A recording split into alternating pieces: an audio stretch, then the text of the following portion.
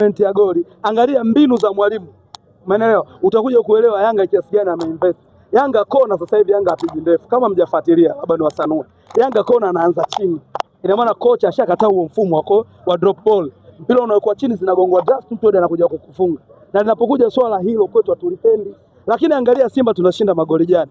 Rebound ya set pieces au kona au drop ball.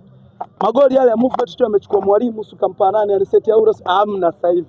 Sasa ukikutana na mabeki imara, tulia. Ukikutana na mabeki imara kama wa Yanga, hawatoi hayo makosa, kwa ni lazima tuadhibiwe. Na ndio maana mimi narudi kwenye kanuni ya 9. Unaijua mabadiliko ya uwanja. Tuirudie alikabo. Hairuhusiwi msemaji kutoa taarifa. Hapo tuninganie. Na nataka kusaririka. Wote angalia leo mpira utakaochezwa saa 1 unasema tusiende. Wewe mwenyewe mwandishi utakiri jamani.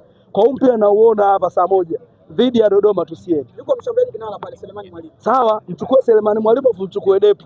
Afu angalie tofauti ya hizo quality, wewe mwenyewe utanielewa ninachokimaanisha. Mohamed Hussein Zimbo Shabalala anaendelea kuonyesha quality. Na hicho ndio kinachoniumiza. Shabalala kwa nini afunge kwa tukatie mauna?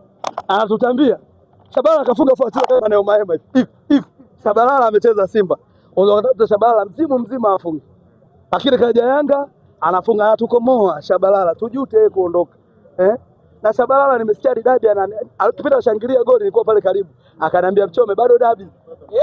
Shabalala akaniambia. Mimi ndo naingia nakuta Shabalala kafunga. Niko pale karibu yake anashangilia. Akaniambia Mchome bado dabi. Ukamwambia? Niliumia leo iliniuma. Shabalala atupania.